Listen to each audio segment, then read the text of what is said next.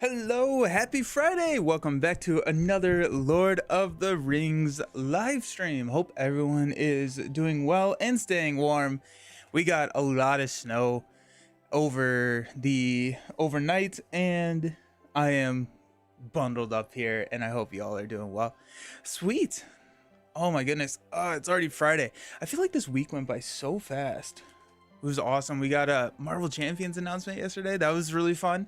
Got Iceman coming to the table. I was really excited. We got to record a Shadow of the Cast episode. Villain Theory and I did that yesterday. We were supposed to record it last week, but I may have overslept. Well, one of us overslept. It was 10 a.m. my time and 4 p.m. his time. So I'll let you guess who overslept. But we were able to record it. Hopefully that episode should be out on Monday.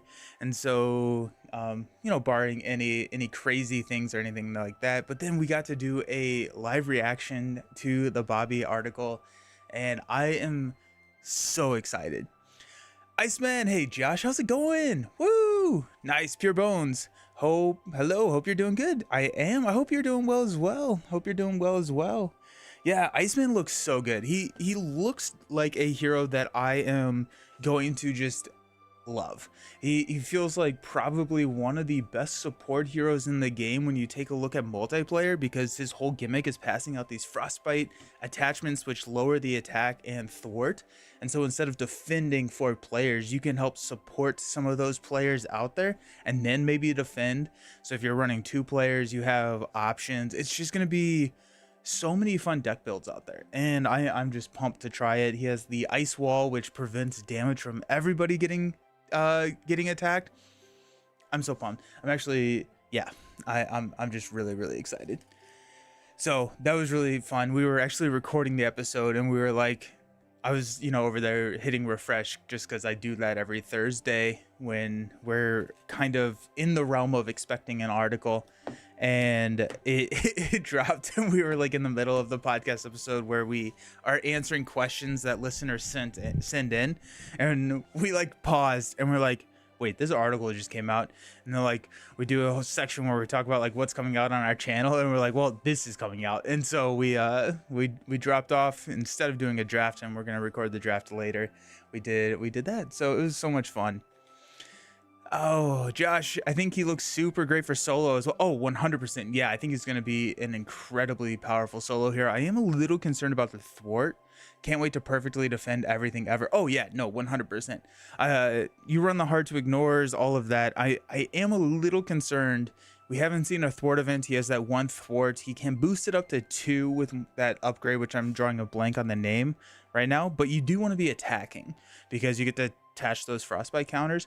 And so I'm hoping that we can get a thwart event or something that kind of helps with that. But that's my only concern. I will say the offset of that is he can defend even outside of protection, and he can protect everything. So we can just run allies and let the allies do the thwarting for him. And I think that will be enough to offset in solo for thwart. In multiplayer, just make someone else do it. So no, I'm so excited. I was going through his cards again right before this stream just because it makes me happy. As a Drax main, I've learned to work around thwarting issue. More ing. Yes, I'm sorry. I have not had enough coffee. I don't get the reference. I'm so sorry. Oh my goodness. Yes. Okay. So good. So we are actually playing Lord of the Rings today, and we are going to be rerunning through the voyage across the Beliglir, mainly because there was I made a pretty egregious rule error in the last video. So plus I really enjoyed the scenarios, so I'm totally fine running through it again. But basically I was using Warden of Healings to heal the ships, and the ships are immune to player card effects. And so thematically it makes a ton of sense why these Warden of Healings are over here, bandaging up ships, it just doesn't really make sense. But so we're gonna rerun through it just because that was kind of the crux of the deck, how I was saying all of that. But we're gonna shake it up. We're gonna run a little bit different. I haven't built the deck yet because I do enjoy doing that on stream. But I was curious, and I'm gonna be fun to break out an older archetype and run dwarfs and see how the dwarfs fare on the Great Sea out here. Oh my goodness. Carl Swanson, hello. Over 3 feet of snow here in Oregon. Oh my gosh, that's an absurd. Like I have a hard time comprehending that much snow. There's been one time where I've been in snow over my head, and I'm not a short person. I'm like 6'2", 6'3", depending. To steal the wrong white joke, depending on, or is it, yeah, Billingville, wrong white, depending on which convenience store I'm leaving. But but yeah, I've been in one time where snow was over my head. I've done a snow hike where it was probably around 3 to 4 feet of snow, but really we cap out at like, if we get 12 inches, more than 12 inches, we're shutting down the city here in Ohio. So so I hope that you are staying warm, and hopefully the snow, if you enjoy the snow, stays around. If you don't enjoy the snow, melts very soon. Spoiler, they will fare well. I assume so, because like the sailing checks, all of the dwarfs, they have synergy with what the sailing checks are trying to do, with a ton of allies on the table so that we can sail, we can deal with all the enemies coming out, and that's what the dwarf archetype is. We're just throwing a shoot ton. I usually don't swear. I almost just dropped a swear word on stream there. Wow. A ton of allies on the table. And so I'm really excited for that. Plus, I still do think that dwarfs thematically are probably my favorite archetype. Mechanically, I have not figured that out. Sylvan is really fun. Sylvan is a lot of fun. And also Noldor. Noldor, Josh, you've rubbed off on me. So yeah, they're both natural sprinters and natural sailors. Yeah, there you go. Nice. Very short over short distances on land or long distances on the sea. Oh my goodness. But yeah, also I just haven't played the dwarfs in a while, and so I'm looking forward to breaking back out Dane and his band of dwarfs. We did get a new dwarf, and that was Dory in tactics, but I still don't think that's a, I don't know. I don't love that dwarf. Don't know if we'll run him. I do think I do want to run the tactics sphere. Maybe that's a splash of tactics, because we have the belt and we can run Song of Battle. I don't know. We'll see where it takes us, but I'm bummed. Also, the other reason that kind of like got triggered in my mind is our ship here reduce the cost of the first ally you play each round by 1. If we're looking to play allies every single turn and we get benefits for playing allies, heck yeah. Dory is multiplayer only. That makes a lot more sense. I did not think about like multiplayer, because he can exhaust at his defense to another hero's, like to win another hero defense, he can exhaust to add his I was like, why would I ever want that? And it's like, yeah, multiplayer makes way more sense. Here I am in my solo world, just stuck with solo. Oh my goodness. Well, let's build a deck. Let's build a deck. So we are going to run Dory. Also, I did just get new binder sleeves. I bought a new binder, or not a new binder. I had an old binder. I took out all my electromagnetic homework from college from a binder, and I'm now using that for ashes. But I got new binder sleeves. I tried out some new binder sleeves, and I don't have them with me right now, but I'll show them off later, where they are side loading. So they go into the side, but they also fit like sleeved cards. And so I am actually going to be switching over periodically. I'll probably just figure out a show that I want to be watching or something and mindlessly re-put in all of my cards because they fit the sleeves, and that's going to save me a lot. Plus I just really like the feel of them. So I I said on the Ashes stream on Wednesday, it's like being an adult is fun. I'm really excited about sleeves. I got new shelves for my closet, so that was really I'm really pumped about that. Hey, Static Nose, how's it going? Welcome. Alrighty, let's grab Dane. Dane is going to be the crux of the deck. Dane's an 11 threat, 1, 2, 3, 5. While Dane Ironfoot is ready, dwarf characters get +1 battle and +1 willpower. So hard to not be. Oh my gosh, it's a Starry. Hey, how's it going? Welcome, welcome, welcome. Yeah, Dane is sailing our ship. Dane is the captain of our vessel today. And oh my gosh, it's so exciting to have you here for a Lord of the Rings stream. I'm happy that you're back. Nice. How's the snow up north? Static, pretty good. Fantasy Flight doing a Star Wars Unlimited demo tourney at my local game store. Can't wait. Plus, they're giving out a promo Luke Vader card. Nice. Yeah, the promo Luke Vader. I got one at PAX Unplugged. I'm really excited. And I guess like, yeah, I'm not 100% sure how much I'm allowed to say. I'm going to have a spoiler card next, or actually 2 spoiler cards next week. So check the YouTube channel around Wednesday next week, and we'll see some new cards. So Star Wars Unlimited, I'm really pumped for Star Wars Unlimited. So we got Dane. Let's take a look at our tactics heroes, because I do want, actually no, we're gonna grab what's his face, Nori. Counterpoint, the only good thing about being an adult is being able to afford the toys that make me feel like a kid again. I feel like that's very insightful. Yes. But yeah, I guess like I'm really excited for the shelves because they hold all the toys that I have, which make me feel like a kid. I'm in upstate New York, closer to Albany, and we have hardly any snow. Such a weird winter so far. Yeah, that is weird. Huh. Well, Carl, there and back again. Ints are good because they can patch the ship if they get a hole in them, and that makes sense because the ships are made of distant relatives. Ints are interesting. Ints would be a cool way to play. There's so many cool archetypes in this game, and I absolutely love it. Nori over here is going to be a excellent first mate for our ship.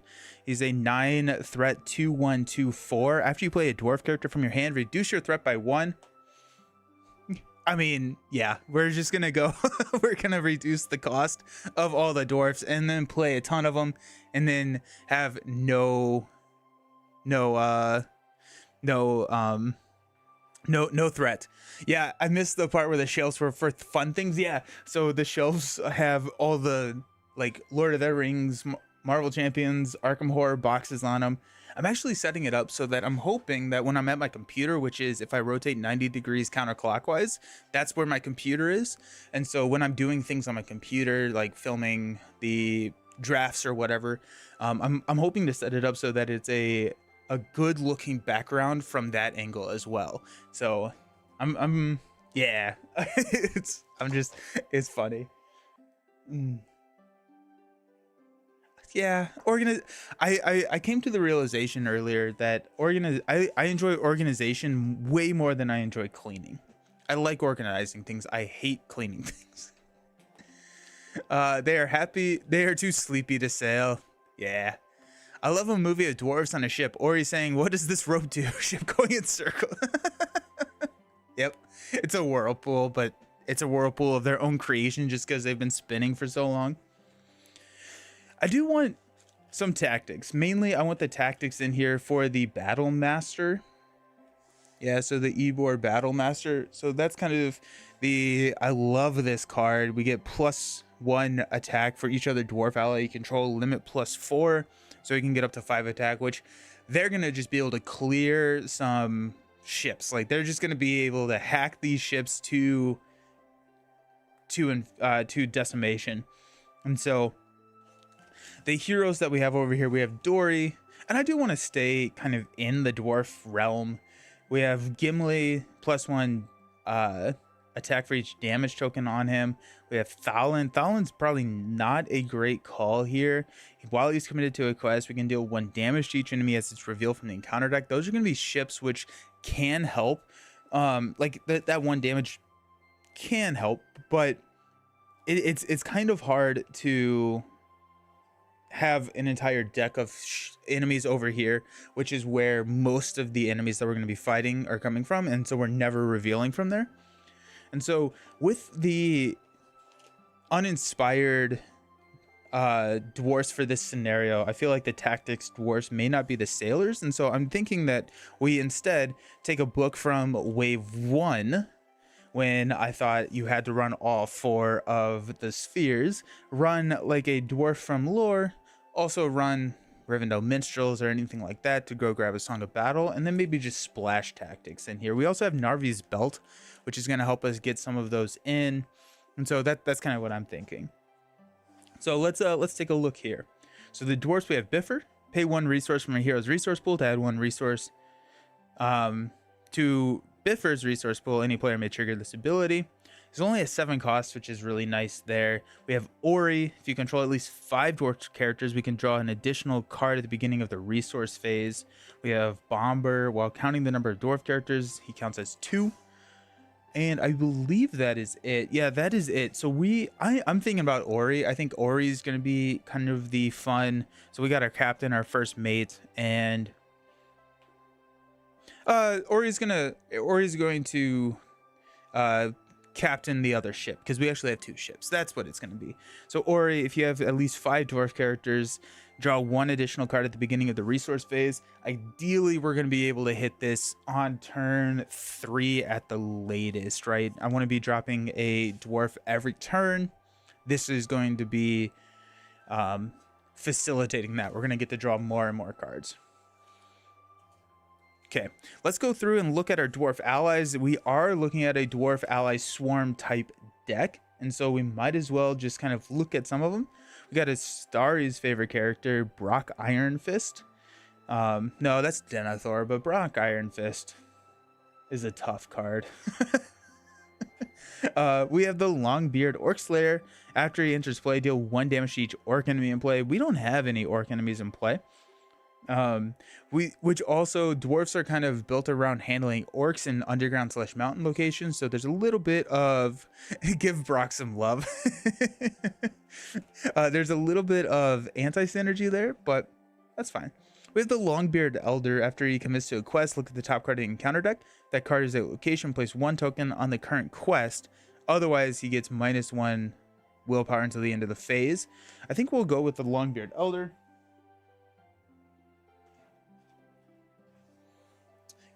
You lean into mining stuff. Those free dwarfs are great sailors. If you lean into the mining stuff, are you talking about the stuff where you get to discard off the top of your deck? Is that what you are thinking about with mining? We'll go 2 Longbeard Elders. I like revisiting some of the older archetypes. They're just, I have a lot of fun with that. Let's go Philly. So after you play Philly from your hand during the planning phase, search your deck for Killy and put him into play under your control, then shuffle your deck. Let's go ahead and grab Philly and Killy. We have Ori and Nori, so we're not stepping on any uniqueness toes there. So let's grab 2 copies of Philly, 2 copies of Killy. Those are Faramir's. I probably will break the archetype just a little bit to run Northern Trackers as well. Just kind of spoiler there. I feel like the Northern Trackers in this scenario are so well equipped to handle the locations.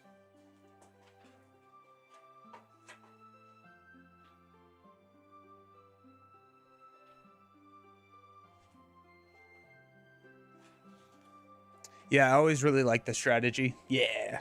Okay, that's cool. I've never really tried anything like that. So King Under the Mountain is part of that strategy. We got Killy there. Let's grab King Under the Mountain. Is you exhaust King Under the Mountain to look at the top 2 cards of your deck, add 1 of them to your hand and discard the other. Let's go ahead and grab the second. Where's my other copy of Killy? Oh, there he is. And Killy has the opposite effects. Whenever Killy gets played, you can go search your deck for Philly. Any other dwarfs that we are looking for here in leadership? I don't think so.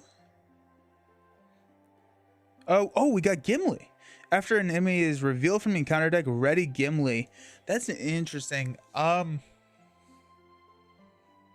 honestly, I kind of like that. I kind of really like that because Gimli can either sail or quest, and then if an enemy comes out, which is going to be a ship, then we get to ready and he can be ready to fight. Let's grab a couple of Gimlis because mainly because I haven't played with the leadership Gimli. Nice, yeah. Where's Gimli? There's 2 copies of Gimli, and we have not ever played with him, so he's not even sleeved.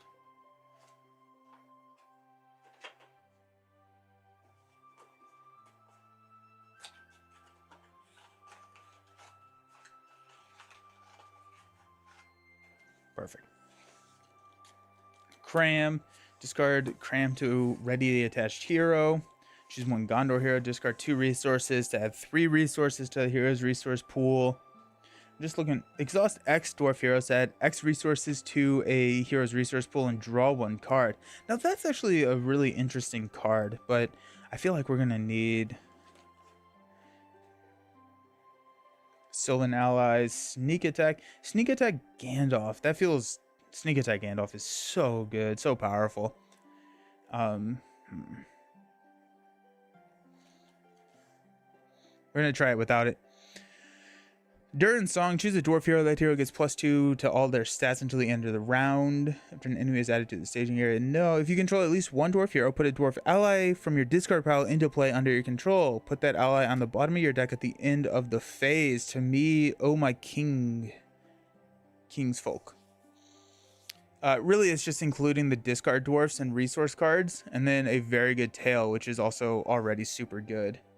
A very good tail is exhaust 2 allies you control to shuffle your deck and discard the top 5 cards. Put up to 2 allies discarded by this effect under your control. The total cost of the allies cannot exceed the total cost of the allies exhausted to pay for this effect. Let's try it. Heck, let's try it. Okay, so we're on a very good tail.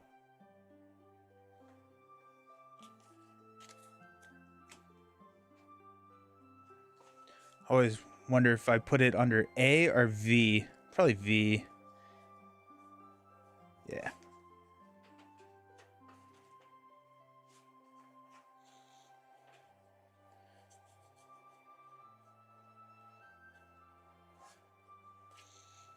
But please don't do it just because I mentioned it. Well, I've never tried it, so I want to try. I want to try it. It also leans into the dwarf stuff, so like I definitely want to do it. Okay, so where were we? Sort of Numenor? No, Dunedain. The Day Rising. If the hero attacks and takes no damage while defending, exhaust to add 1 resource to the attached hero's resource. That's a cool card. The Day's Rising is a really interesting card. And then you add it with the air. So after the attached hero gains any number of resources from a card effect, exhaust to ready. Now that's a cool little strategy right there. If you run that with like Baragond or something like that, that'd be really fun. Got Hardy Leadership. I do want to run Hardy Leadership. Mainly because there's a lot of like spray damage in this deck or in this encounter deck, and so if we have Hardy Leadership, that's going to protect us a little bit more. We also Hidden Cache is part of that strategy, I'm assuming, where Hidden Cache, if you discard it from the top of your deck, you get good stuff. Where's my... There's Hardy Leadership.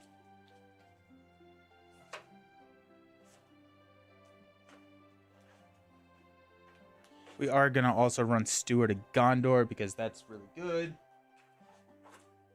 And Narvi's Belt.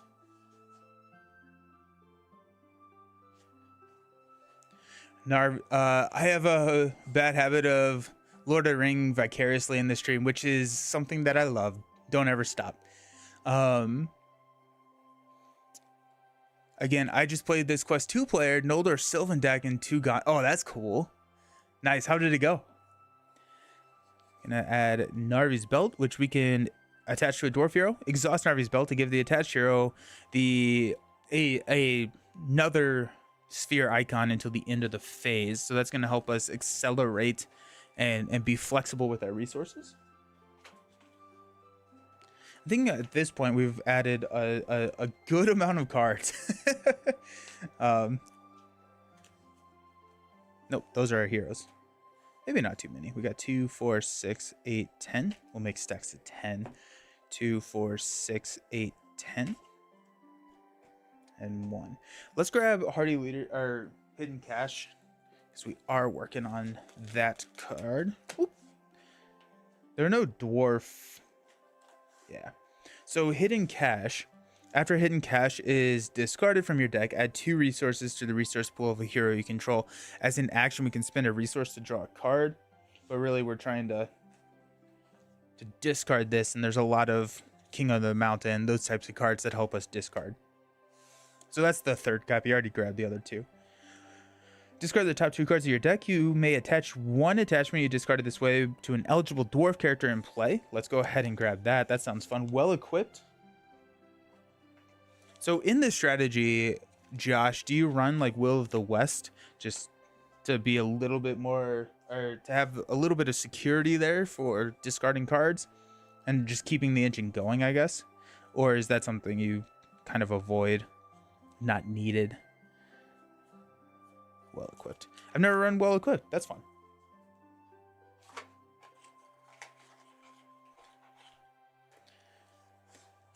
Okay. After a dwarf character leaves play, shuffle the encounter card, discard pile back into the encounter deck. That sounds actually awful, so I don't want to do that. Yeah, that wouldn't hurt. Okay, sweet, nice.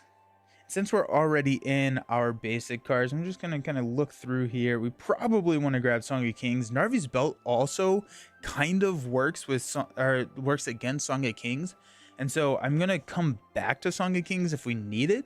But I think Narvi's Belt, because I think we're only gonna be adding allies, we can hit that in the planning phase and be okay with Narvi's Belt. Things went good. Sweet sailing, lots of low-cost allies. Nice, nice. That's fun. That's fun. Sweet. Okay. Let's hop over here to our lore characters. So looking for dwarfs, we got the Longbeard Mad Map Maker, but straight up that P looks like a D. Like their font P's look like D's sometimes. So we can spend 1 lore resource to give him +1 willpower until the end of the phase. He's kind of expensive. I think we do want to look at like the Hammersmith. Oh, the Hammersmith actually has really good synergy with discarding cards, because if we put the Hammersmith into play, then we can. I think I have a stupid amount of copies of the Hammersmith. We don't have to take it out of the binder, but if we discard an attachment, we can then use the Hammersmith to pull it right back. So that's nice.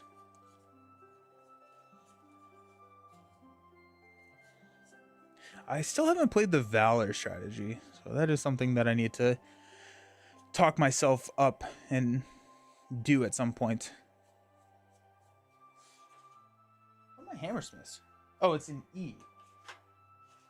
It starts with E. That's why I haven't seen it. It's also a nice, inexpensive ally to get out there. Ebor Hammersmith. Oh, we're definitely grabbing the Battle Masters there. We'll put those to the side.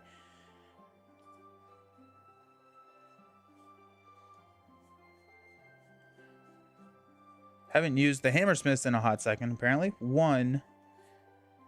Got the Prospector. After it enters play, discard the top 3 cards of your deck, then choose and shuffle 1 card in your discard pile back into your deck. Are there other cards that trigger off of getting discarded? Oh, Ebor Record Keeper is a beautiful sailor. He was built to sail. Oh my gosh, yeah, here we go. It's a 1-cost ally who cannot attack or defend, but we can exhaust to pay a lore resource to choose and ready a dwarf character, or we can just sail with him all day. Heck yeah, let's go. 2, 4, 6, 8, 10. Okay. We got Miner of the Iron Hills. I don't think there's many attachments. He is a 2-cost ally, but we're going to come back and see if we need him later. I'm just going to grab a 3rd copy of this Record Keeper. Now, he only has 1 health, so he is susceptible to that spray damage, but once we get Hardy Leadership out there, we should be fine. For at least 1 or 2 of those. Master of the Forge is probably worth playing here. Just we have a good number of attachments that are really decent. After Dory is assigned any amount of damage, exhaust Dory to place that damage on, or after a hero is assigned any amount of damage, exhaust Dory to place that damage on Dory instead. After you play Biffer from your hand, draw 2 cards. I was born to sail. Nice. No, just the dwarf and the hidden cache. What dwarf? What dwarf? Am I missing a dwarf? I just haven't seen him yet. It's like the white fox of Lord of the Rings. As we're here, we do have...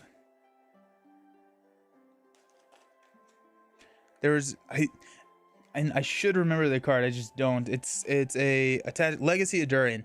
After you play a dwarf character from your hand, exhaust Legacy of Durin to draw a card. Yeah, that's gonna happen. He's neutral. Oh, I don't know if I have him.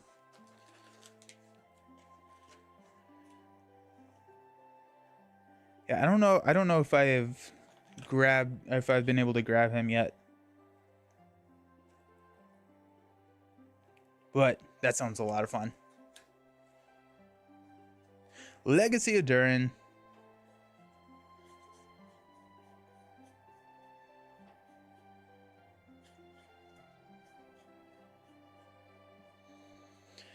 I've not played this strategy in a while. All the cards that I'm looking for at the back of the pack. We only have one of those? Where's my other one?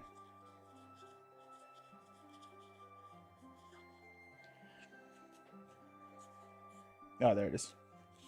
Oh, really? Yeah, I don't think so.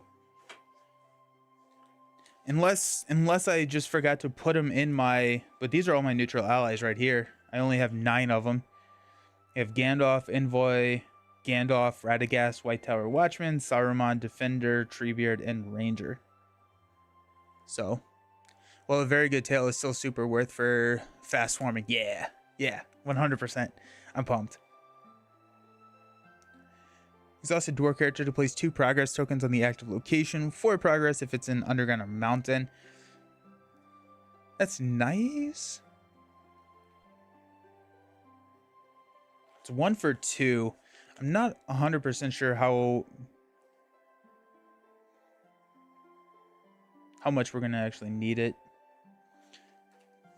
He's later this cycle. Nice, sweet. Okay, I'm pumped now. That's fun. Alrighty, let's fill out with our blue cards. Got 2, 4, 5. So we got 15 cards left to add. I think Northern Tracker is an include here. Northern Tracker, just clearing those locations from the staging area, just seems so very good. So let's grab 3 of those.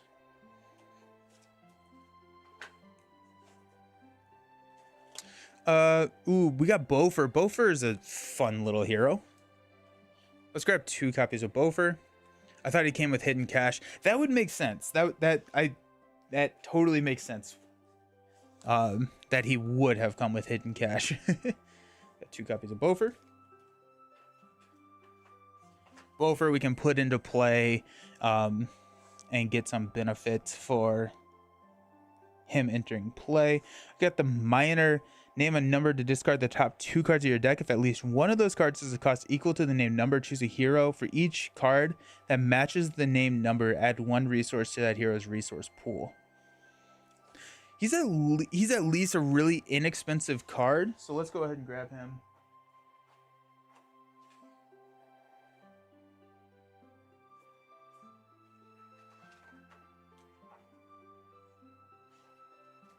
Wonder if I put him in the M.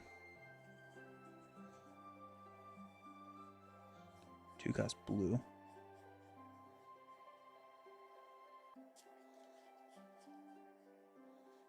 I don't know where my miners are.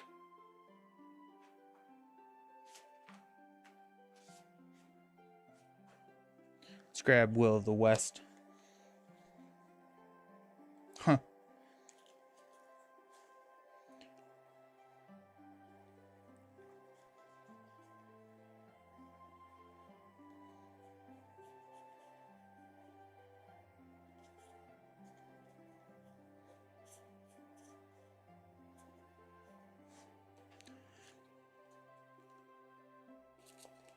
How can a northern tracker track water? I don't know. He's just that good. Voyage across the Belaglir. I didn't mean for you to have to replay with my No. Oh no. Thank you so very much for bringing that up. I said at the beginning, I feel like that was a big enough mistake to replay it. Plus, I just love the scenario, and so I'm here and I wanted to replay the scenario with dwarves, and so that also sounded fun. But thank you so very much for catching that. This is a super Mandela effect with me. I thought the strategy was around for a lot longer. The ranger has a dowsing rod? Oh, yeah. Nice.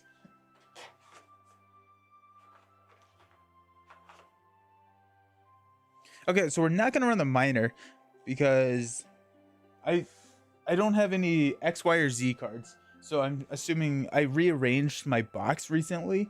So I assume that those got moved with someone else. We'll run one miner though. We'll run a miner.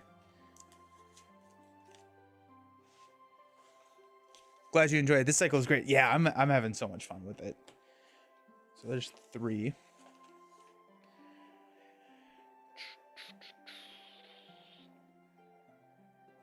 We actually don't have a ton of dwarfs in blue, do we? Interesting. That's fine. Okay, so Ever My Heart Rises works really well, but unfortunately there are very few mountain or underground locations out here on the Great Sea, so we're probably not going to be running that one. That's Stand and Fight. Stand and Fight is actually a really interesting synergy with the discarding mechanism. That technique you can use with the stick to find wander underground. So total. There is water. There is water under us. I can guarantee you that. Our starting threat is going to be 1728. We're going to be having our threat reduction when we play dwarfs, so I don't know if we need to run like Galadriel's Greeting or anything like that. But I do feel like Hasty Stroke and A Test of Will are playable here. I'm trying to just see if there's anything that I'm missing from a dwarf standpoint.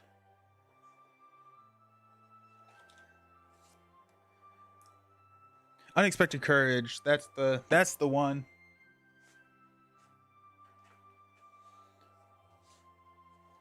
For Dane. So Dane can quest ready and still give the boost for that.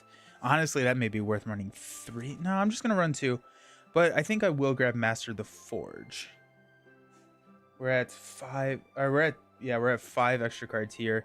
Let me see if there's any red cards that we want to be grabbing real quick. We got the Battle Master. I do want to grab one more Battle Master actually.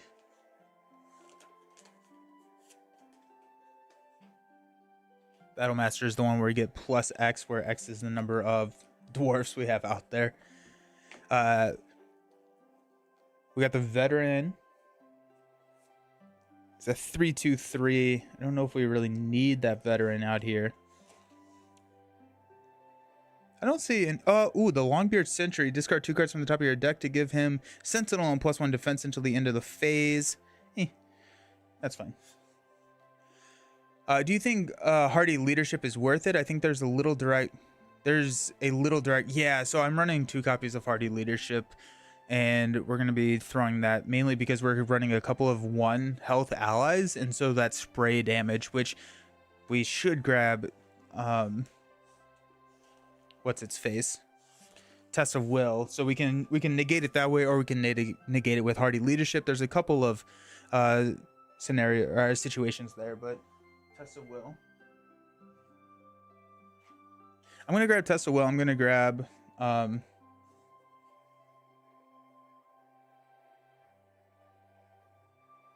probably not gonna run the Prospector. I only grabbed 2.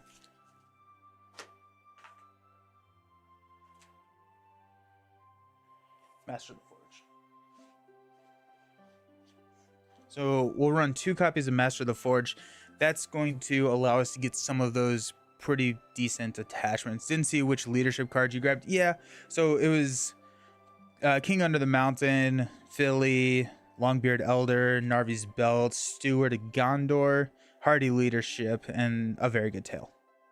And Gimli, because Gimli's fun. So that's 2, 4, 6, 8, 10, 11. We also don't have a...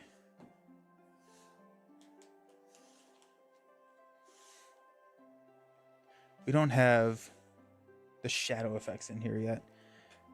+1.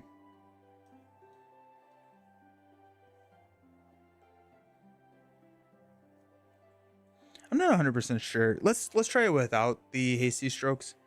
And let's find a card to cut. 2, 4, 6, 8, 10. I feel like that could be a Bofer.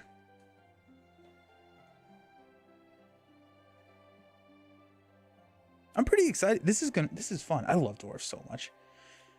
It could be a... No, record keepers are so freaking good at sailing.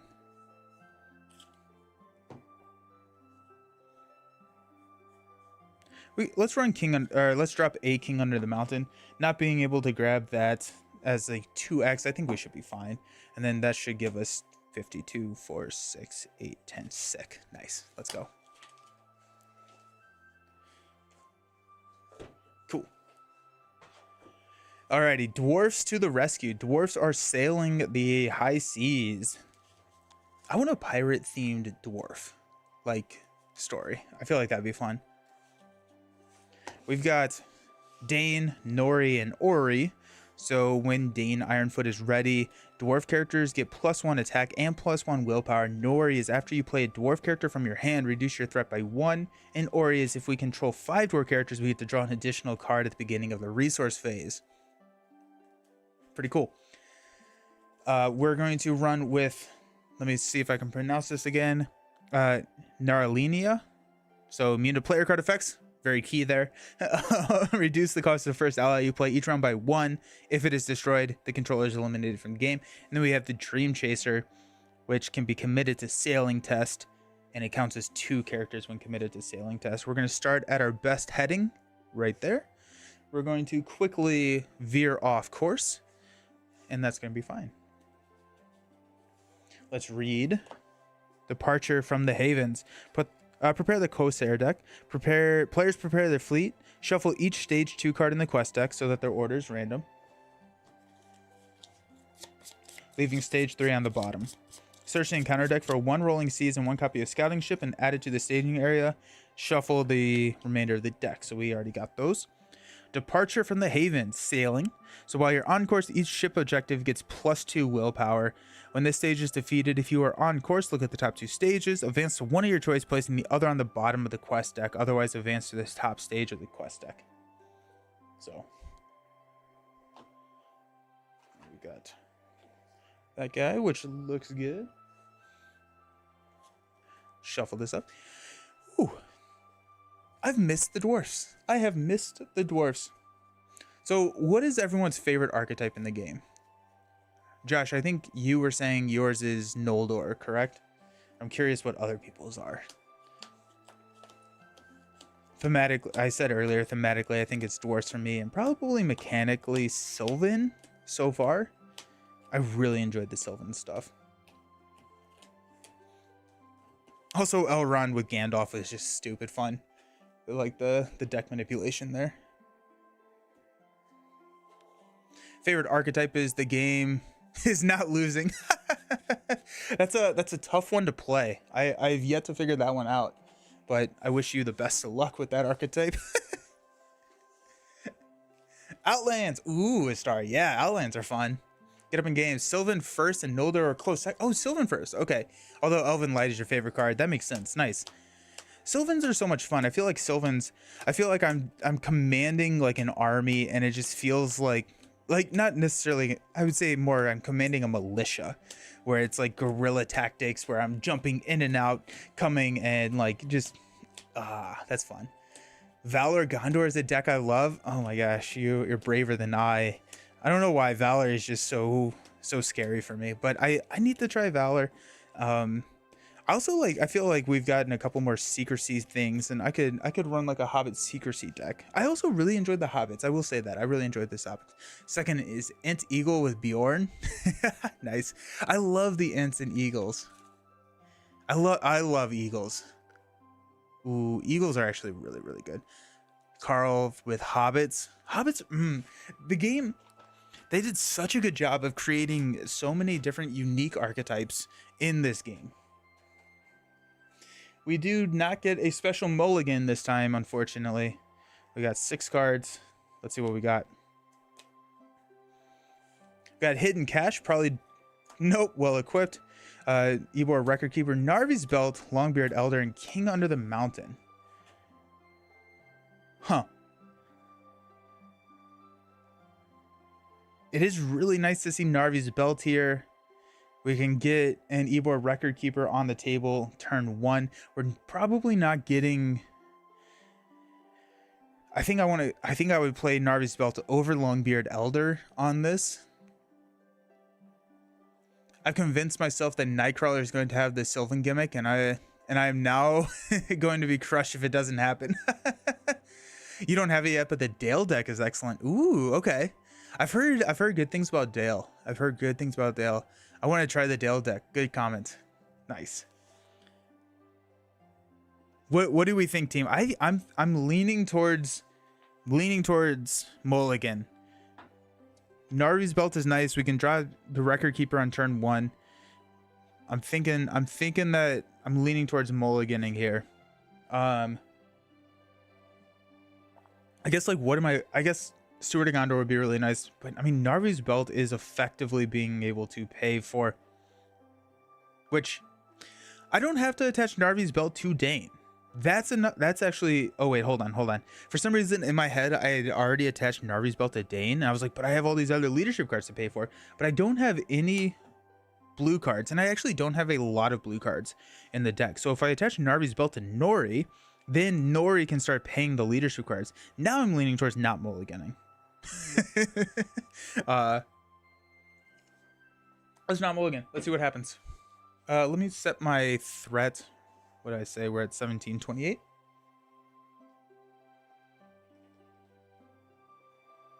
No mulligan. Nice. Alrighty, cool. Let's do it. We do get a card, which is Steward of Gondor. Let's go, team. Let's go. Hype. Oh my gosh, yes. And we'll get a money. Istari, good call on not mulliganing. Excellent call on not mulliganing. Drawing Hidden Cache feels real bad. I like running Gandalf with the dwarves just so. Oh, that's a cool. Yeah, I like that. Where with the wizards and you can swap it. Hey Josh, how's it going? What's the worst that can happen aside from signing a scoop? Oh yeah, that's true. Yeah. Alrighty, we are going to start with playing Well Equipped. Discard the top 2 cards of your deck. 1 attachment card this way to an eligible dwarf character. We got Killy and Gimli. Sad. Worth a shot. But also Gandalf works so well.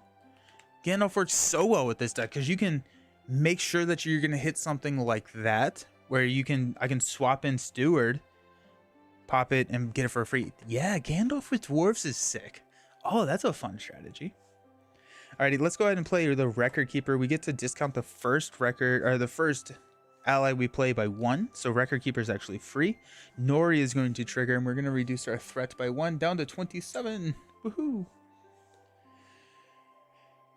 What did I decide? I think I decided last time that we probably want to engage the scouting ship earlier.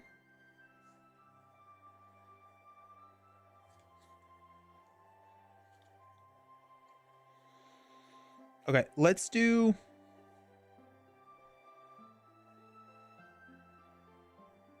I think we're actually going to hang out here. I think that's good enough for us now.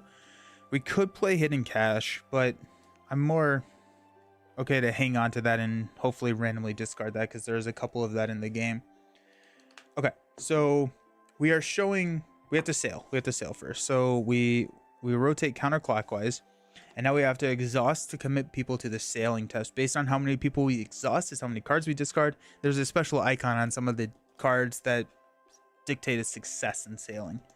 We do want to be on course.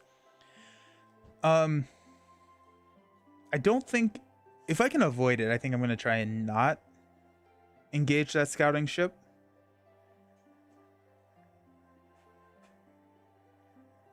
Yeah, because next turn we drop Steward, next turn we drop Narvies, next turn, like we just have a lot of options next turn.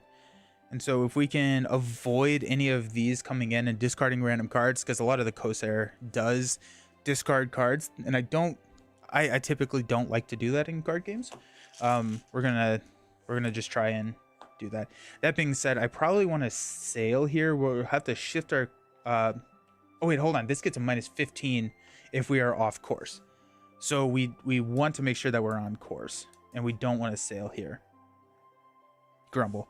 Let's go ahead and go 2, and we will go 3 for the record keeper. We'll discard 1, 2, 3. We do get a success. That was close. Go here. We're back on course. Turning a resource into a card at some point with hidden cash isn't a bad trait. Yeah. Absolutely. Now we quest. And now we quest. So we are on course. So we're going to quest for... We're going to quest for 5. 1, 2, 3, 4, 5. 1, 2, 3. 1, 2, 3. So that puts us at 11 questing. Turn 1. We're showing 6. I'm okay with that. Yeah, let's do that. Let's go 11 to 6. We're gonna flip into a 4. Ooh, yikes. Alrighty, so now we're showing 10. We're gonna place 1 here. And if we do travel, we have to shift our heading off course, which means scouting ship gets its -1 -15 engagement cost while we're off course. And so getting that right now is not what we want to do. So we're going to sit here with a ton of threat here. It's good the card doesn't become useless if you draw. Yeah, true.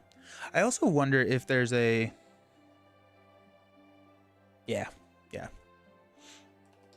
Okay, so we're going to sit there with 10 threat in the staging area.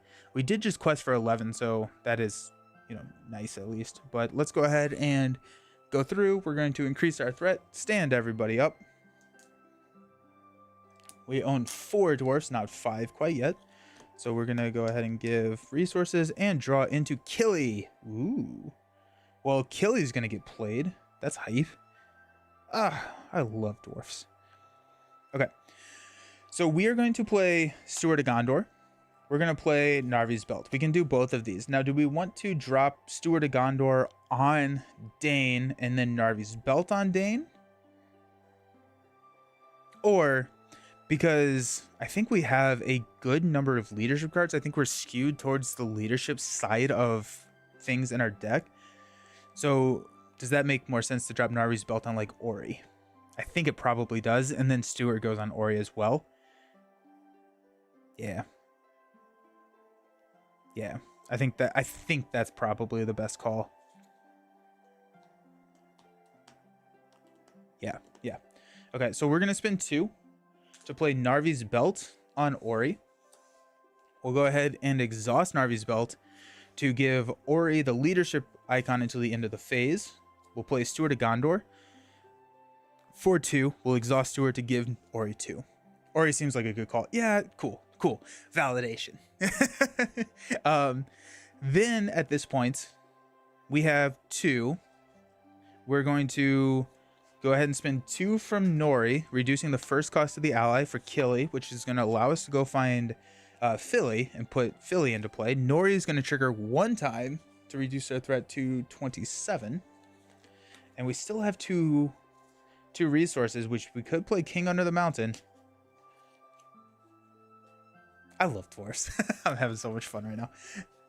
I do think that we probably want to take that scouting ship at this point. Just probably what it's going to look like is a sail, hopefully succeed in the sail, shift off course here, take the scouting ship, and we have a couple of blockers. So,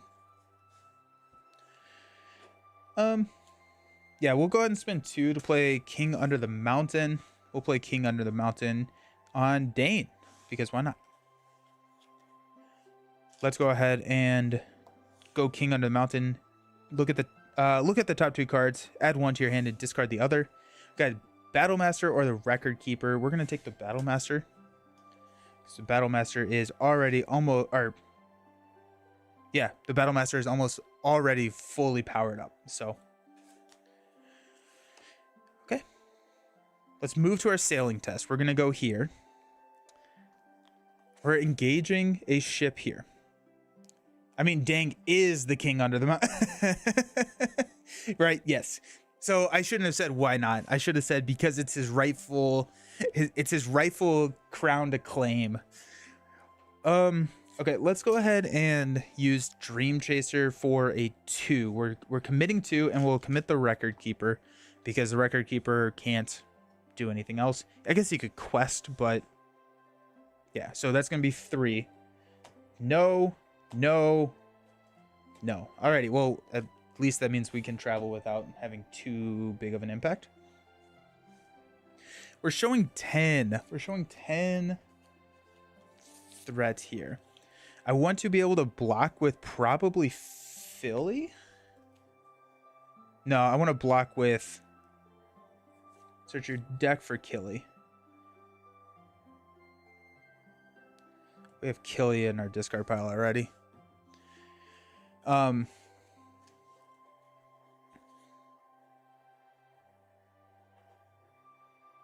Okay. So, Grumble. We are going to block the ship's attack here.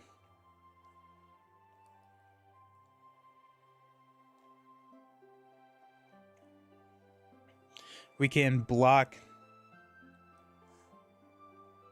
Honestly, depending on who it is, we could probably block with Dane. And risk Dane taking some damage. That's not the end of the world. Now, if we do that, we do lose the attack bonus. And I do want the attack bonus for the dwarfs to attack whatever comes out. So we're going to go Nori for 3. 1, 2, 3.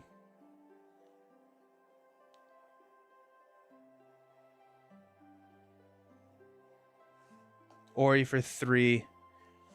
That takes us up to 6. And then Philly for 2. That means that the scouting ship, we can block here with Naralina. The boarding we can block with Dane. But then we don't have any response to it. But I think threat is going to be a bigger issue than having those people damage us twice. So, but then Killy's not doing anything, right? Like, so if we don't, Killy's not attacking anybody. So we could have Killy block, or we could just throw Killy at the quest.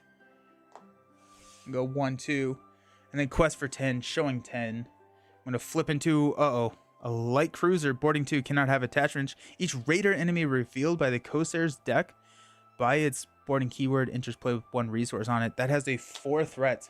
So we increase our threat by 4. 1, 2, 3, 4. Yikes. We're going to travel here to shift off. We're going to engage here. This has a boarding 1. This comes in with the Cunning Pirate. He gets +1 and +1 for each resource. When it engages you, discard an attachment you control. Place resources on the Cunning Pirate equal to its printed cost. Sad. It's going to be King Under the Mountain. So 2.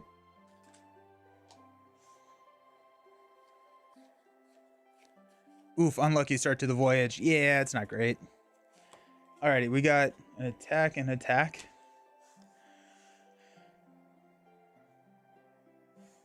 Oh my gosh, we're showing 8 still. That's not good. Okay. I probably should not. I don't know. Okay, so we'll resolve this. We'll defend for 3 against a attack of 4. Excess damage is dealt to a ship. So we take 1 damage here on Dane. And then we will defend the ship here for 5 to 5. Attacking enemy gets +2 if you control an exhausted ship. So that's going to be 2 damage here. Okay. Increase our threat. Stand up. Seeing that light cruiser is awful. We're at 32. We have to kill these guys. We do control 5 dwarfs, so we get to draw 2 cards. So a very good tail. That's nice. And well equipped. Nice. Pass out some money.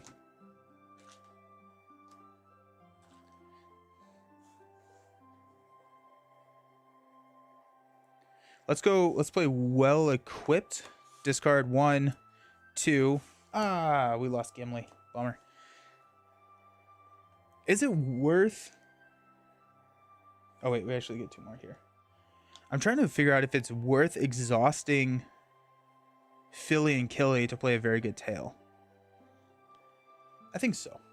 If we can get Philly, Killy to play a very good tail, exhaust 2 allies you control to shuffle your deck and discard the top 5 cards. Put up to 2 allies discarded by this effect under your control. The total cost of the allies cannot exceed the total cost of the allies exhausted. So we're exhausting 6. We're going to discard 1, 2, 3, 4, 5. Wow. Wow. Okay. So put up to 2 allies you control. So the Battle Master is going to be one of those. And then we have, after you play Ebor Hammersmith, so that's not put into play. So we're going to choose the Master of the Forge instead then.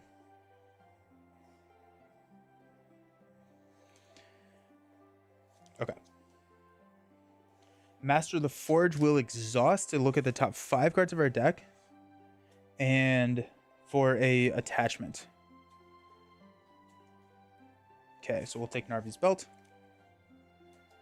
I was really hoping for Unexpected Courage. Okay. Yikes.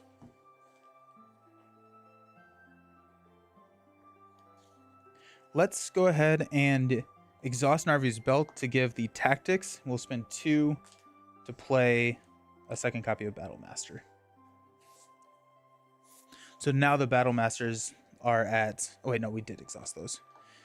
Battle Masters are at 5 attack. So we've got the damage here. Let's spend 1 on Nori. Yeah. To play Hidden Cash to draw a card. It's Hidden Cash. Of course it is. Okay, so we cycled a Hidden Cash for a Hidden Cash. Alrighty.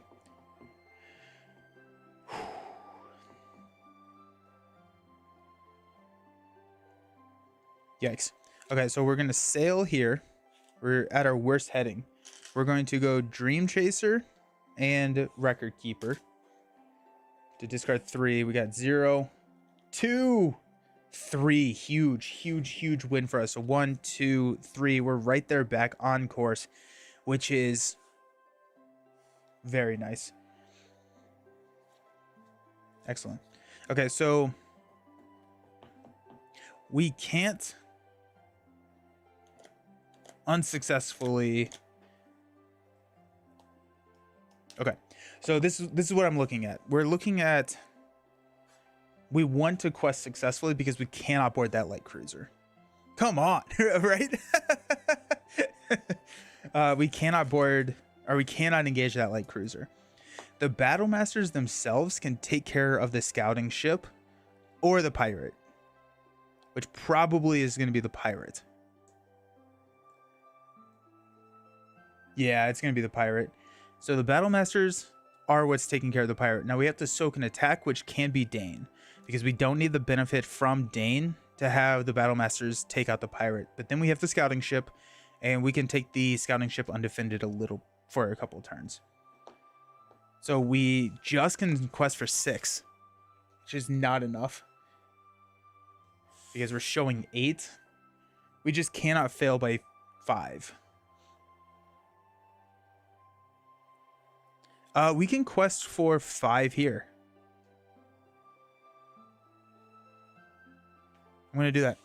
1, 2, 3, 4, 5. That puts us at 11 to 8. Let's go ahead and flip into a rough waters. While it's in the staging area, cancel the first success on a sailing symbol found during each sailing test. So that shows us 10. We quested for 11. We get to place 1 here. I hate rough waters. That's not great. I need a northern tracker. Don't forget the +2 since you're on course. Yeah, thank you. Yeah, so that was, I think I got that. 5, 8, 11. Yeah. Thank you. I think I forgot that all last game. Okay, we're not going to optionally engage that guy. So let's deal out shadow cards.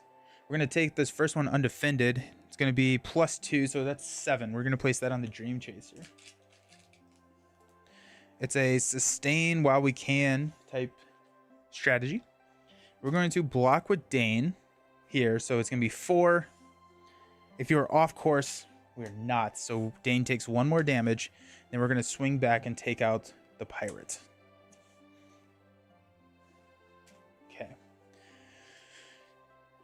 Alrighty.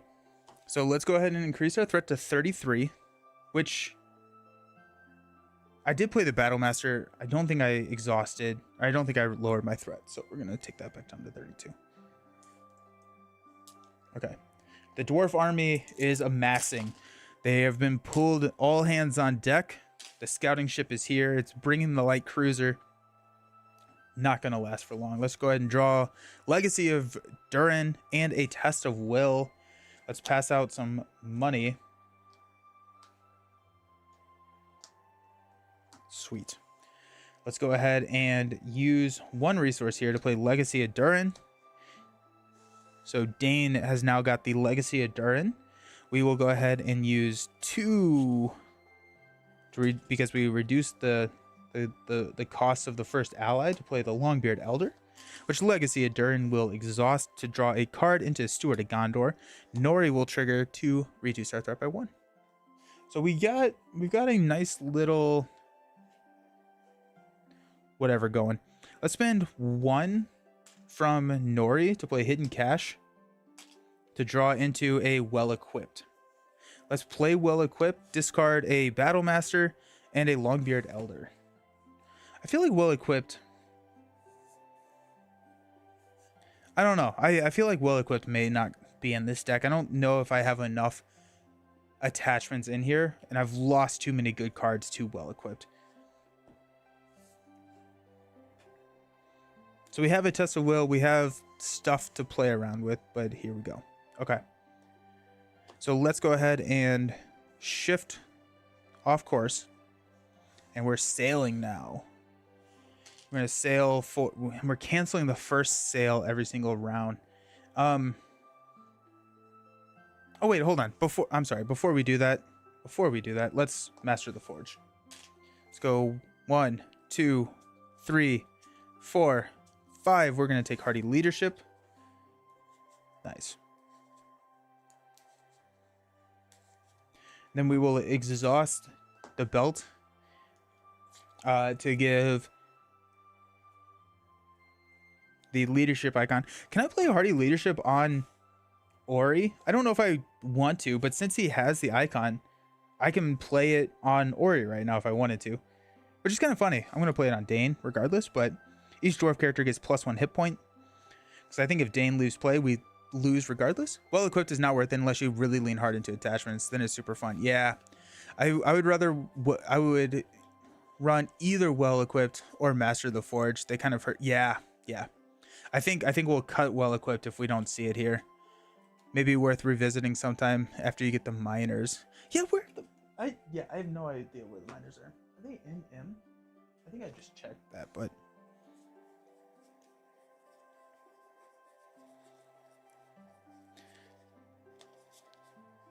Oh, I know what my afternoon looks like.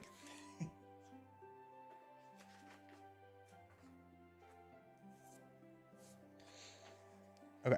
Now we'll go 3.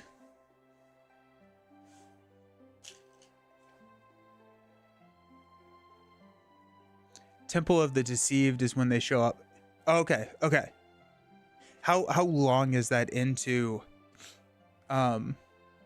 into the cycle. Okay, we're going 3. We need 1 success. What did I say last time? There's what, 13 cards? There's 2, 3, 4, 5, 6, 7. There's a decent chance we hit it. I'm okay. Yeah, we're gonna do that. We're gonna go 3. We got a success. And we got 2 successes. Okay, so we'll shift here. Now we are questing. Let's go ahead and quest for 6. And we are showing 10. Longbeard Elder will be 3. That's 9. Oh, we actually only got 1 success because we canceled the first one. So that's actually really decent. I like that a lot. Let's go 1, 2. 1, 2. I think at this point I want to... We got 13. If we can clear this, that'd be wonderful, actually.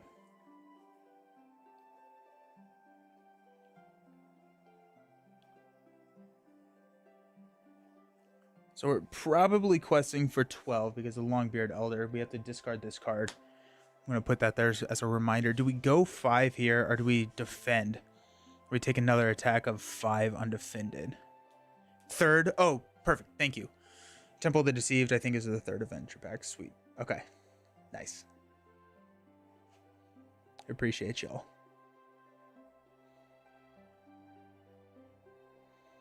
Let's go 5. We'll take the attack undefended. The Battle Masters can take it out. And we have just some wiggle room. Longbeard Elder, I need to remember to reduce my threat. Actually, I think I did because I got Legacy Jar. So 1, 2, 3, 4, 5. So we're questing for 18. We're discarding this. It is not a location, so we get -1. So we're questing for 17. Into Winds of Wrath. If you are off course, deal 1 damage to each character in play. If your heading is at the worst setting, it cannot be canceled. We are not off course. We're feeling really good about that quest. So we're placing 8, 2 here, and 7 there, which actually pushes us, which is not too bad. Because we are on course. Also, that quest is crazy cool. Good. So we get to look at the top 2. So, Calphalon's Divination. Searching counter deck and discard pile for 1 copy of Scouting Ship added to the staging area. Counter deck for 1 copy of Water Spout and added to the staging area. I think we would not engage the Scouting Ship. We have to take care of the light cruiser at some point. And I do want to travel. Actually, I want to travel here. So we're going to go with the Water Spout. We're going to... And what do we do with this one?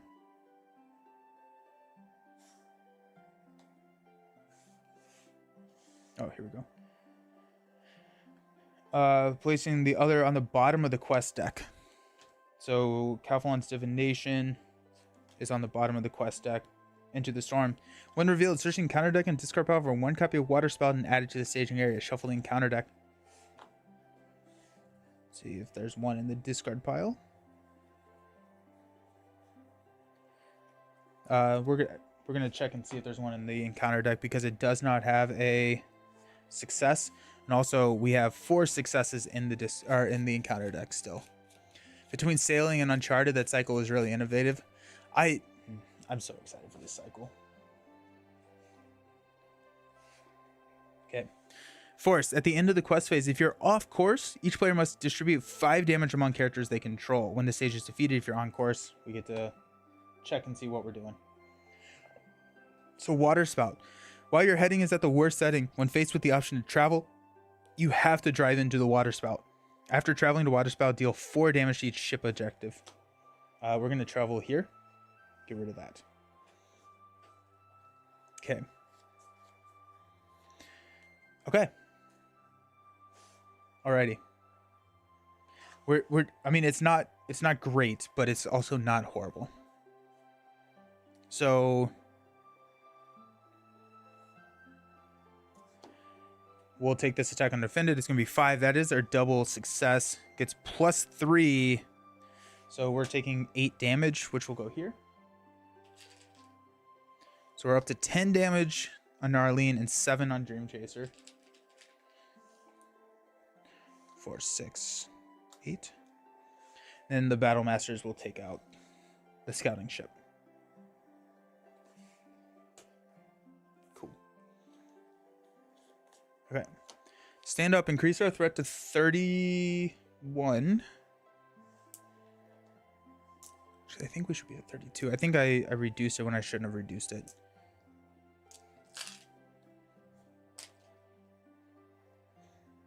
I love dwarves so freaking much. We control at least 5 dwarves, so we get to draw Northern Tracker, there it is, and a miner. We'll pass out money.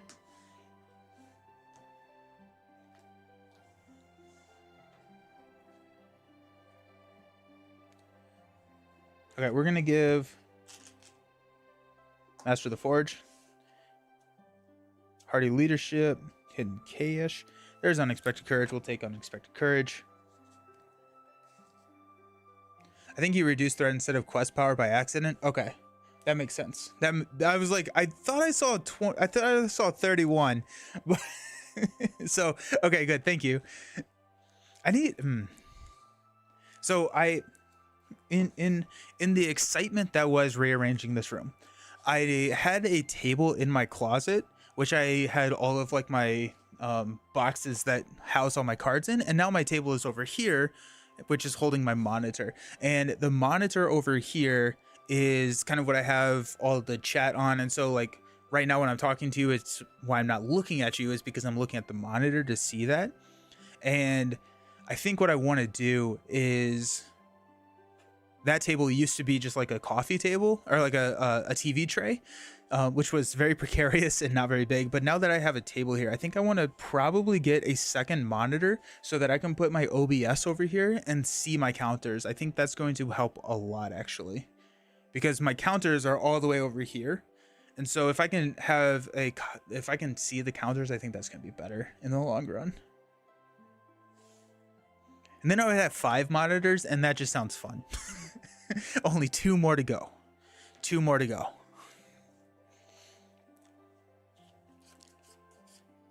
Yeah, I think I'm going to do that. Okay. Let's go ahead and go Narvi's Belt to give the spirit icon. We're going to spend 2-3 to play Northern Tracker. You may as well just turn your back to the camera so you can see the counter screen, right? But yeah, I mean, like, I could put just like a small monitor there just to see that. Didn't realize the numbers were that out of, yeah. So pretty much every single one of my games, like I'm going off kind of memory on health for Marvel Champions, for quest points, total threat, all of that. Like it's, I cannot see it right now. so I think if I could see it, I think that would make life a lot easier. Play the whole stream with your back to the stream, there and back again. Oh, ooh, man, it's started coming in with the fire suggestions today. Let's spend 2 to play the miner, which will exhaust Legacy of Durin to draw a card, which is the Hammersmith, and reduce our threat by Nori, going down to 31.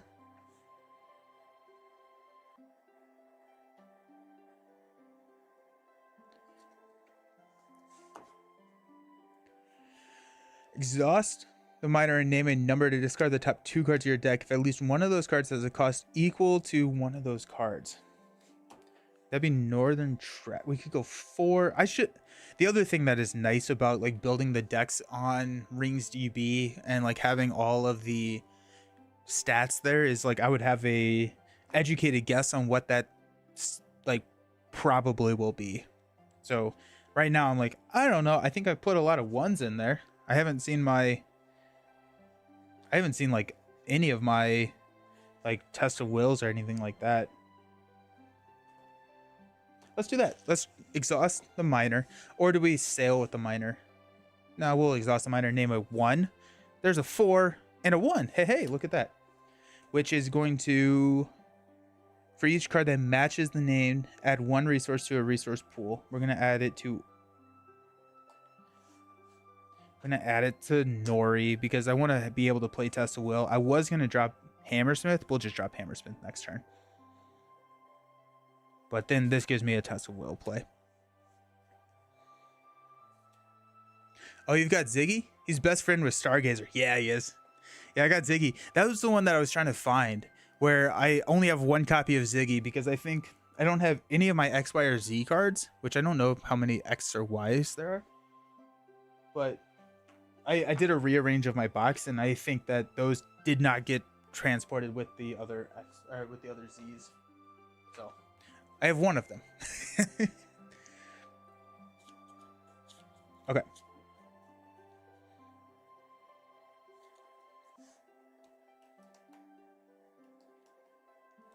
Do we light cruiser here? We take the light cruiser. Actually, we may just try and never engage the light cruiser. Let's outrun the light cruiser. We are gonna sail. We're gonna sail here. We have what? 3 successes in here, and we only need 1. I'm okay to risk that. Oh, we have 3 successes in there. We only need 1. Dream Chasers should hit it then, right? Yeah. 1, 2. Yep, we got that success there. So we'll shift back on course. We are showing 10. We're showing 10 in the staging area. I want to get through into the storm. So that's 10, 12, 15. We can easily quest for 15 here. And that's what we're going to be doing. We're not engaging the light cruiser. But let's go ahead and go 5 here. Ziggy got a major nerf when he has that you name a number. If you got it right, you got that many. Oh, shoot. 6. Oh my gosh, that'd be absurd. That would be incredible with Gandalf. You could swap like Brock. You could swap some of these stupid expensive cards, and you get 5 resources. That's hype. That's really fun. At some point, the light cruiser needs to go. I think there are 2 of them. If both are out when you hit the last stage, you get a warship. Oh, you have to get a warship. Oh, good point. Yeah. Good call. Is the second light... I think the other one is here in... There's the warship. We definitely don't want the warship. Scouting. There is the light cruiser there. Okay. So...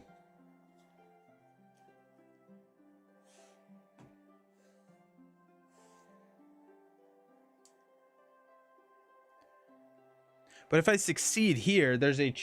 If I succeed here... Oh, no, I don't. I need to quest through at least 1 more to get to stage 3. Yeah, the light warship cruiser needs to go. Boarding 2. Which, like, it's not awful.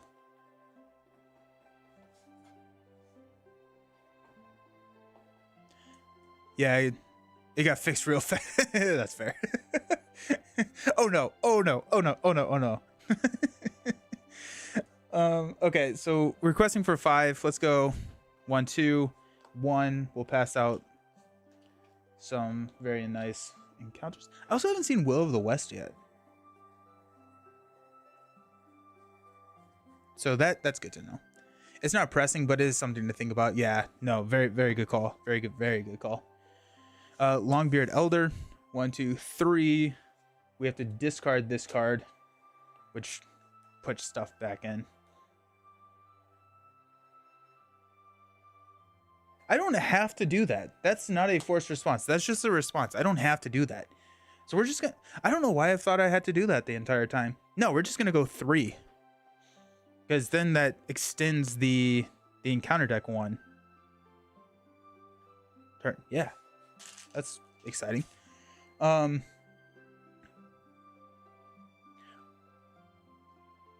Yeah. That's 11. If we take the light, no, we don't have an exhausted defender right now, so I don't want to do that.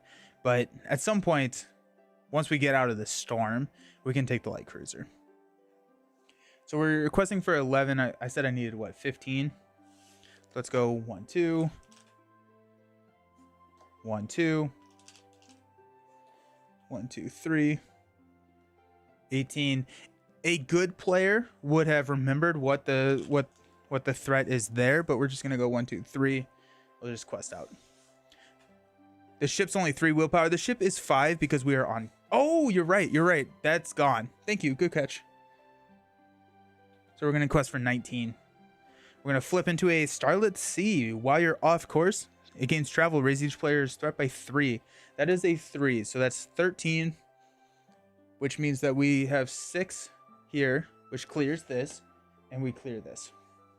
Since we're on course, we get to look at the top 2. So Cursed Mist, search the encounter deck and discard pile for 1 copy of Fog Bank, or search the encounter deck for 1 copy of Starlit Sea and add it to the staging area. We're going to take Starlit Sea and put this on the bottom. Search the top. Okay, so we do know that this is either shift your heading off course or deal 1 damage to each exhausted character. We have a test of will, but that is what that is.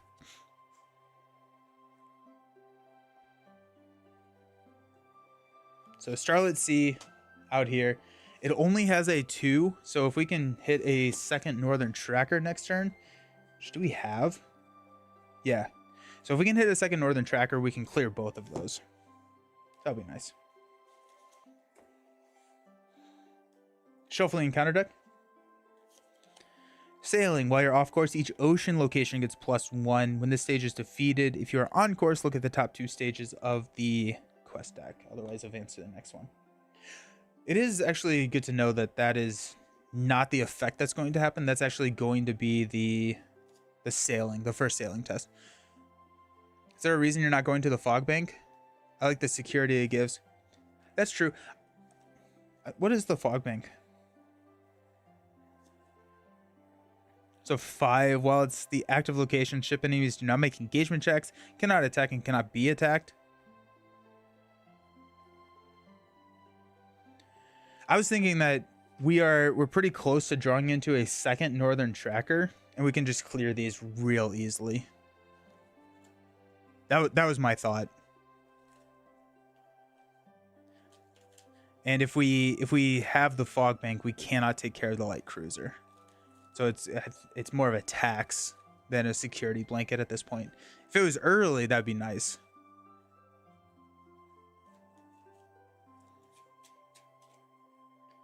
I don't know why I'm shuffling the discard pile.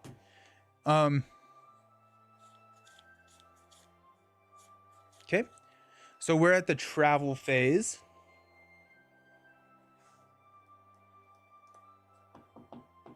I'm not going to travel. We're really banking on pulling that Northern Tracker. Yeah. I think it's a very valid play. I think both of them are actually fairly decent at this point. We're not going to travel. We're just going to increase our threat to 32 and stand up.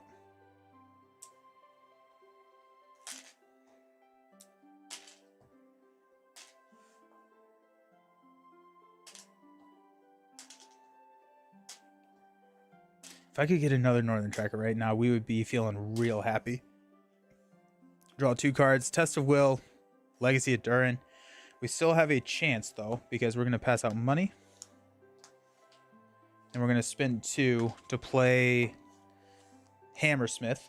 We get to go find an attachment.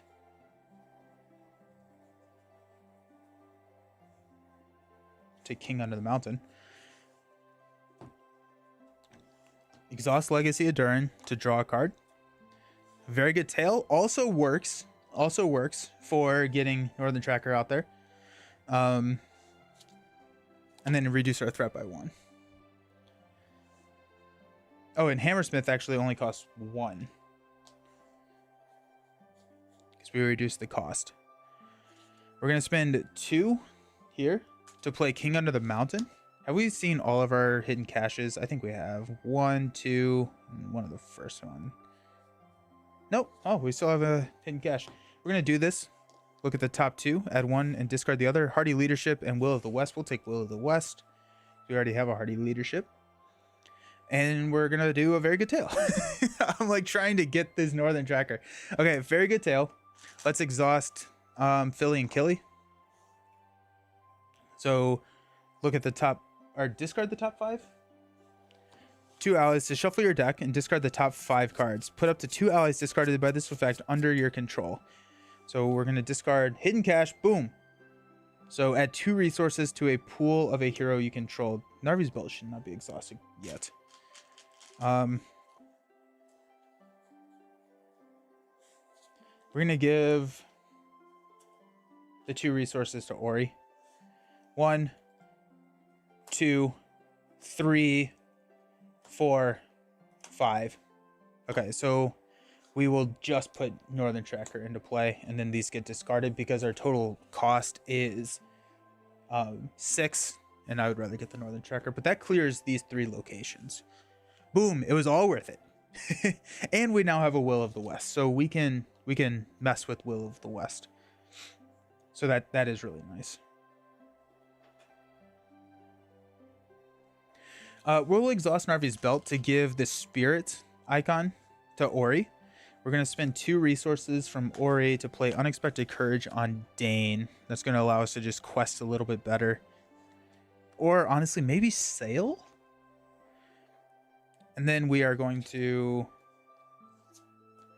go ahead and spend 1 to play Will of the West, remove that from the game, shuffle this into the deck. It's so satisfying hitting one of those, like at least hitting one of the hidden caches, because yeah, that's nice. That's really, really nice. Wow, I don't know why I never put together a very good tail triggers hidden cache. Never thought about it, I guess. Yeah, that's what Josh just told me about. So that's hype. We have a test of will, so Nori can trigger that. We need to sail. We need to be excellent sailors here. So let's go ahead and go Dream Chaser for 2. We need to hit. We know we're missing 1. So let's go 3 here. That means we're flipping 2 cards. We can look through the discard pile. We got 1, 2, 3, 4, 5, 6, 7, 8, 9, 10 out of 2, 4, 6, 8, 10, 12, 14, 16, 18, 20, 23. So 10 out of 23 cards have it, which means that if we discard, we probably wanted to go more than... We'll go Master of the Forge for 4. I think that should be good enough. If it's not, I don't know if there's that many bad things that happen. So we'll discard this one. So that's 1. I guess it is 24 because that gets in the shuffle. So 3 more. We just have to hit 1.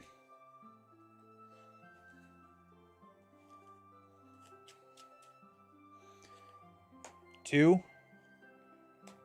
Nice. Oh my gosh, dwarves are excellent sailors. So we shifted back to on course.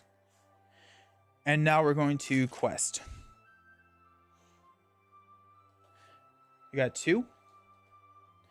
These clear. And this clears. We placed 2 there.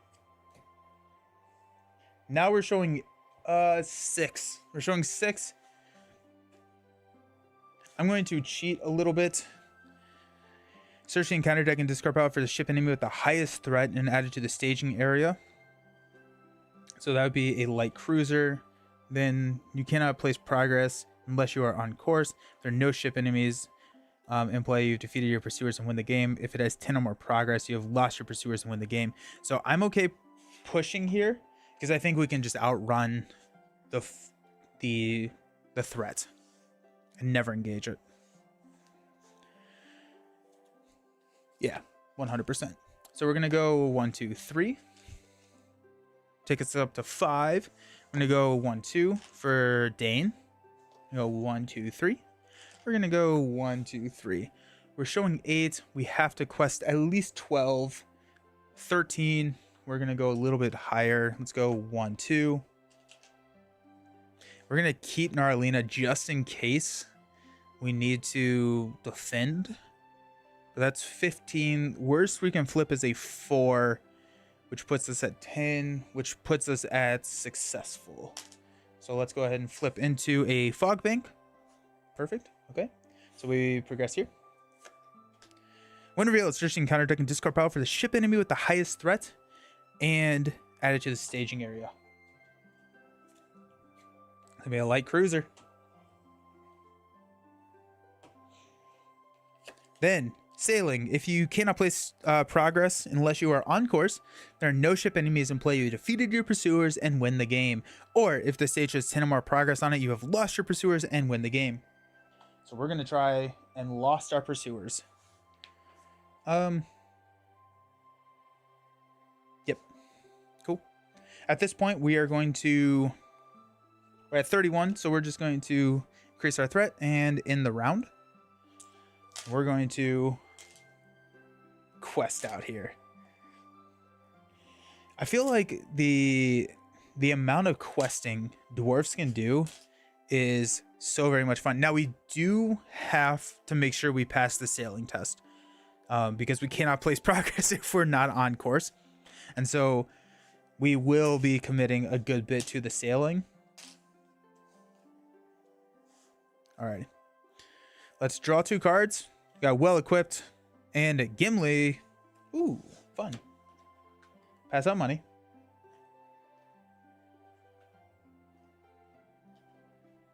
Okay. Let's go King Under the Mountain. To go Northern Tracker and Will of the West. We're going to take Northern Tracker. I don't think we need the Will of the West here.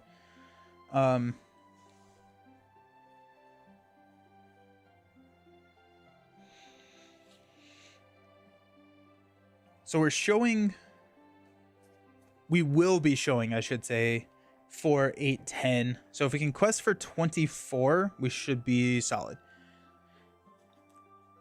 I think we're like well past that, actually. So let's go ahead and exhaust Narvi's Belt to give leadership. We're gonna go 1, 2, 3. First dwarf, or the first ally we play is reduced by 1. So there goes Gimli, which is gonna reduce our threat. We're gonna exhaust Legacy of Durin to draw into Hidden Cash. Nope, it's Bofer. Perfect. Bofer works really well. Yeah, Bofer is great. Bofer is fantastic here.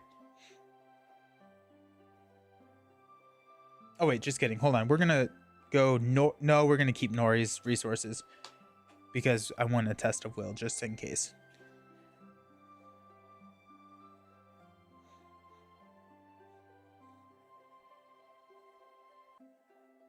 Okay. Alrighty, my friends. We have to pass this sailing check. So we're going to switch here. We're going to go 3.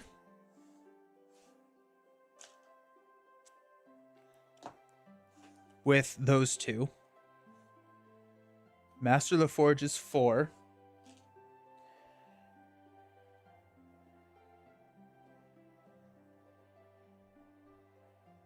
Battle Master is 5, 6. We're just gonna go 6 there. Ah, the first one got it. 2, 3, 4, 5, 6. We actually only got 2 successes in that 6, so that's nice though. But that puts us on course. We have a cancel of any treachery card, so let's show them how dwarfs can quest. 1, 2. That's going to clear this and place 2 here.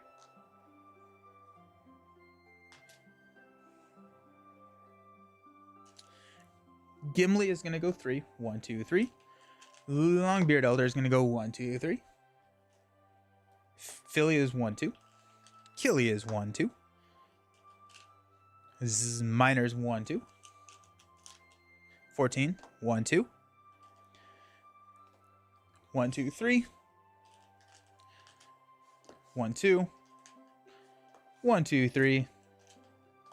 1, 2, 3. 27. Showing 10. I'm going to flip into when revealed. Either shift your heading off course or deal 1 damage to each exhausted character. We're going to spend 1 from Nori's pool to play Test of Will to cancel that effect. We quest for 27 and we need 20. There's game. Hoist the mainsail, rig the rigging, other sailing stuff. Yes, do the sailing things. Nice, excellent. I am so happy with these quests. I am also really happy that we got to break the dwarves back out. That was a lot of fun. Dwarves are just so fun. Ah, that was fun. And yeah, we outran the light cruiser.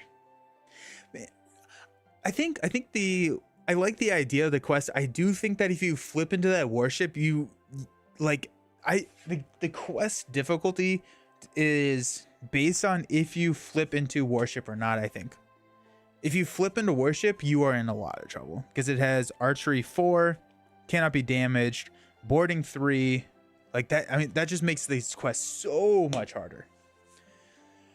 Woo! Well, that was fun. That was exciting. Nice. Oh my goodness. It's always a good day when I play Lord of the Rings. Sweet. Well, that's going to be that. Next week, I'm not 100% sure. Well, I never thought the dwarves for this great quest. Very cool. Yeah, the dwarven army is jumping on the Dream Chaser. All right, now that the homework is over, time to play the next quest. I actually have to go. I'm sorry. I have plans.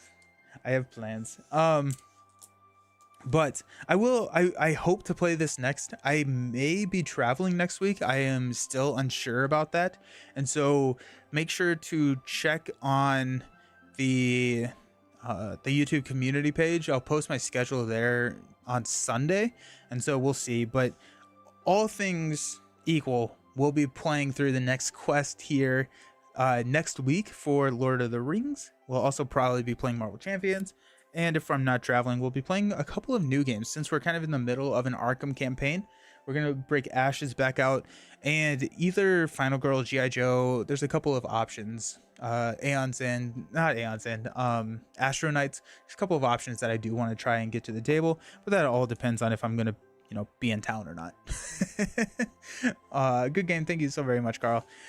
Alrighty, sweet. Thank you all so very much for hanging out. And yeah, I hope you guys have a fantastic weekend, and we'll chat very soon. Alrighty, see you around. Peace.